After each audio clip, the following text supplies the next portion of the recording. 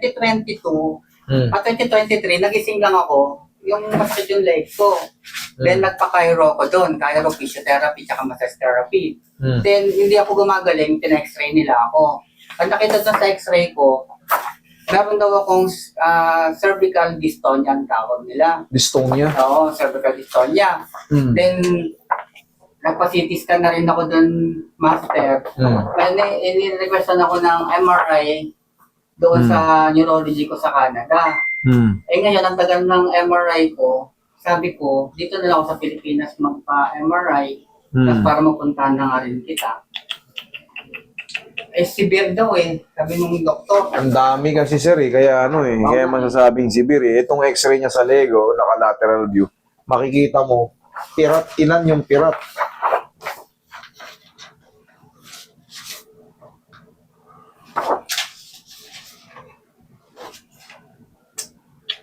Eh, sabi nung doktor ko, ano daw, sabi ko nung gamutan, kundi raw physical therapy, ano na, Operation. Kaya ayoko naman mag-operate kasi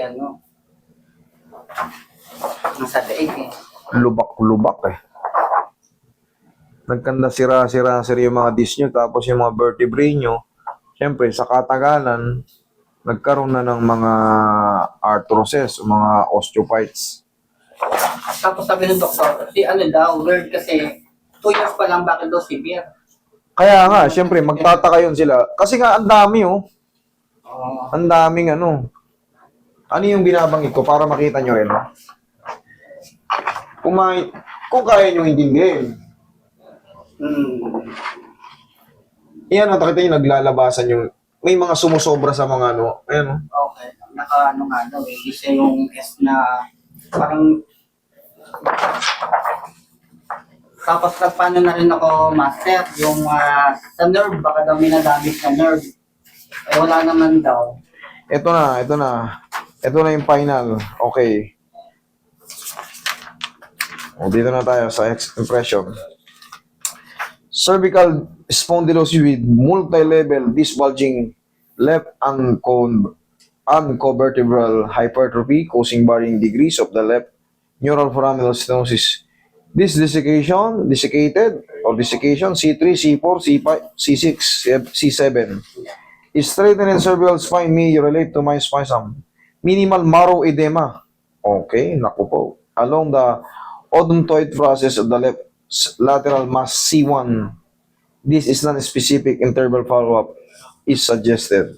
Okay.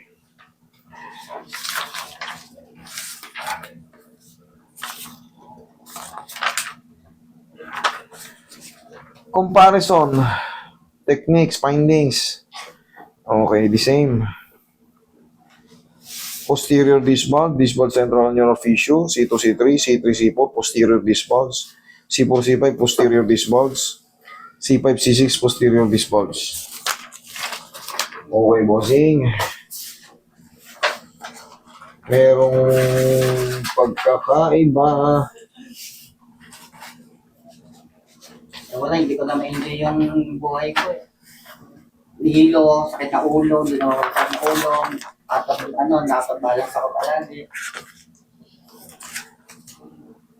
Alam niyo sir, ang mangyayari nito, baka maalis ko yung sakit ng hilo nyo, yung out of balance, baka maalis ko. Tapos, pero yung pain ng konti sa leg, baka yun ang matira. Bakit? Puno na eh. Lahat, magmula C1 hanggang C7, sira po. Puro may desiccated or desiccation. Ibig sabihin, nung pumutok na siya ng merong mga posterior disc bulge lang, mild, 2 piraso lang, C2, C3. Saan kayo nakukuha yan, master? Sa trabaho. Luto lang naman ginagawa ko doon eh. Eh sir, yung ngawit po yan, tapos hindi mo napapaayos. Sa pagtulog, Okay. nagkaroon tayo ng mild stiff neck, hindi natin pinapansin, tasty. Siyempre, pag nasa trabaho tayo, pag nasa abroad tayo, daily routine, yun at yun. Kailangan ipasok mo talaga kahit masakit ang inyo. Kaya nga, yun ang nangyayari sa sir. Ngayon, siyempre, katitiis mo, Lumala. sabi nga sa'yo ng doktor, Sir, 2 years pa lang to, bakit severe ka na? Nagtaka. Kasi sa dami nung may desiccated or desiccation, sa dami nung ano, lahat na, sa dami, na hindi na napapaayos, nagkakaroon siya ng mga arthrosis, hypertrophy or arthrosis. Ngayon, siyempre, mag-i-stack up na yon. Oo. Mapipigilan ka na yung mga hypertrophy na yon. Pipigilin ka ng lumingon nun. Masakit ka dito eh. Nung unang naramdaman ko to, nandito sa right side eh. Yung pinaka-cairo ko, yun nga, dito masakit lang. Ito masakit yung balik. Alam mo kung bakit masakit, sir? Nagpipigilan na kayo. Hindi mo maiganon. Gusto mong gumanon, gusto mong lumingon, kaso sumasama yung katawan mo. Dito, hanggang dito siya, master yan. Ayan, ganyan. Na-stress na ako nung una ko naramdaman yan eh. Wala na yung ano, sir eh. Kumbaga, dapat ito, pinadali mo na rin pati yung thoracic mo eh. Kasi buo na eh. Eh, paano hindi magkakaganto? C1 hanggang C7, kompleto. Tapos, meron ditong marrow edema sa C1 mo, ha? Marrow edema. Bone marrow edema. Ibig sabihin, magiging weak na yung C1.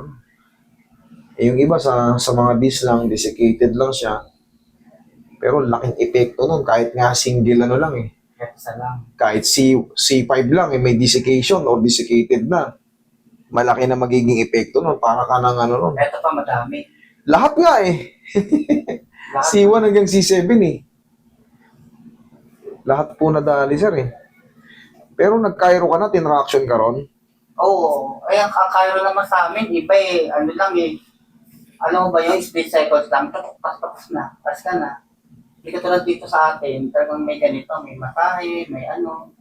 Ito, combination to eh. Hindi to Cairo. Method to eh. Kumbaga, yung Titar method, yun talaga ang sinundan ko. Titar method, tapos dinagdagan ko ng Pinoy hilot. Yan ang ginawa ko. Yun ang totoo. Kaya sabi ko nga sa asawa ko, uwi ako sa Pilipinas, mag-ano na lang ako.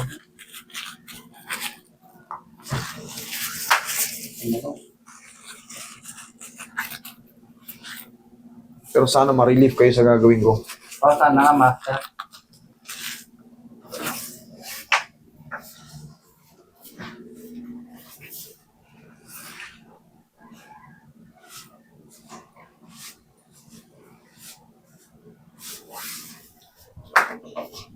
Una pa nga yung master naman dito, yung kamay ko naman hid. Yan. Una ko naramdaman yan naman hid. Alam niyo kung bakit? Tapos, yung cervical natin, pag ano, no, yung nervous Oo. system, tapos tumigas tong ganito ko.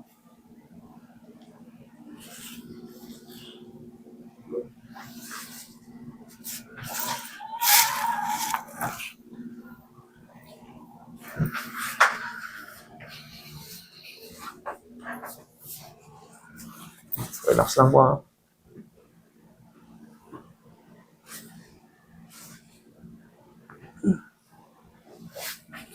Tapos tuwing bumabaling yung leg ko, master, tumutunog siya. Hindi tumutunog na gano'ng karami. Dahil yun sa hypertrophy or arthrosis. Dapa ka, sir. Meron ng mga riba-ribaba yung mga joint ng ano mo. Yung mga cross-section view, makikita yan dun. Pero master, yung case ko, delikado to. Ano ba to? Nakamatay ba to? Ano? Hindi ka mamamatay dyan. Ang mga mauuwi lang, ang pinaka worst case scenario dyan, robotic ka. Ayan na. Yung movement ko nga, ano na. Robotic ka na, oh. Hindi naman, oh. Yun ang yan. Pero, hindi nakakamatay. Okay. Hindi nakakamatay. Basta paborito na asawa ko to eh. Si Roy. Ang nakakamatay, yung hindi ka matutulog. Telephone, like, ako na. Yun ang nakakamatay. Yung hindi ka na natutulog, hindi ka kumakain. Pero ito, hindi ka kayang patayin ito. O, ano, kung di mo nalilingon, di pa ang panglingon mo. Parang Michael Jackson. Nandiyan na eh. Oo. Hindi, pagaganin natin yung damdamin mo. Yung Sige, pakaramdam mo. Kahit pa paano, magkakaroon ng movement yan. Tapos sasanayin mo na lang. Pero kung gusto mo pang bumalik dito, paluluwagin pa natin yan. Oo, hanggang August naman ako, master. Sige, relax na. Huwag mo labanan, ha?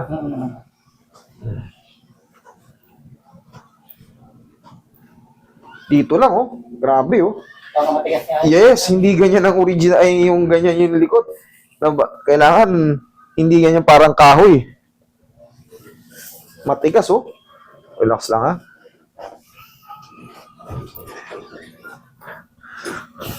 Uy, chicks.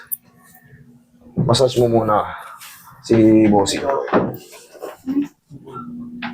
Master, ang balik ko na ito sa'yo, every Monday. Oo. 2 weeks, Sara. 2 weeks, 2 weeks. Oo, hindi pwedeng 1 week. Okay, balik ka. Kasi yan, medyo severe ka eh. Hayaan mo muna makarecover. Baka hindi mag-recover ng 1 week lang. 2 weeks, sir, balik ka rito, ha? Balik ako. Eh, matagal pa yun. Ma-enjoy mo pa yung buhay nito. Ihaya ka, Bossing. Ay, ihilain ko na lang.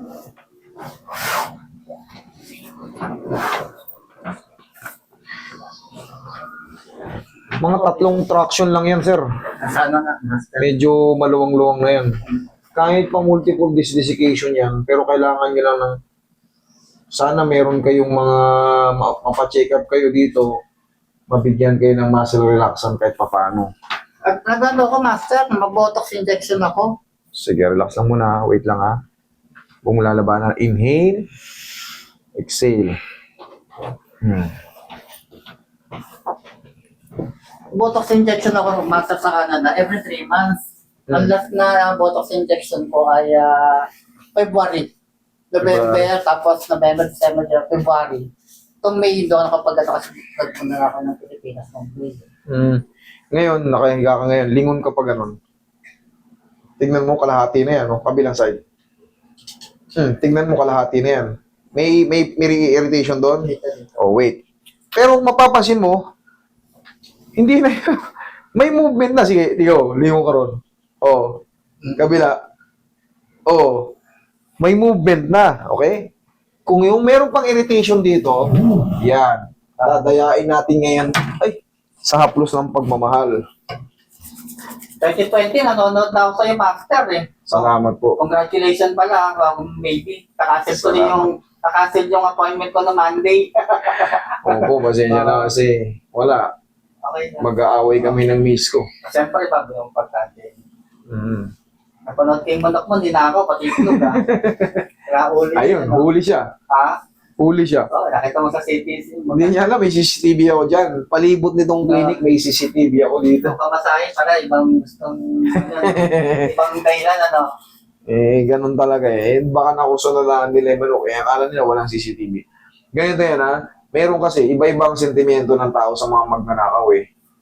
Iba-iba ang sentimento. Pag nahuli na yung magnanakaw, nakakaawa na.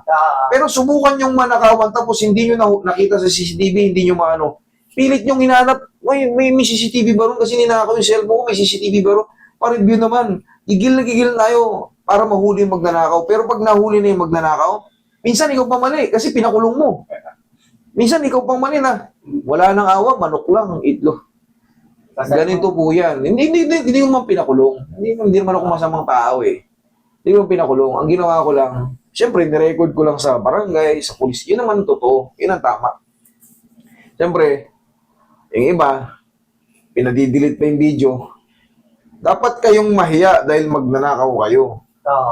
Kasi, pumarehas kayo. Kami hindi tama yun. Kung hindi ka magnanakaw, bakit ka mapopost dyan? Hindi ka naman. Sana yung tanga ka na lang, Master, ano? Baka nga, binigyan ko ba sila ng isang tray na itlog eh. 8 itlog lang yung kinuha nila eh. Pampiling atis ka to, Master, kaya napo yung manok mo eh.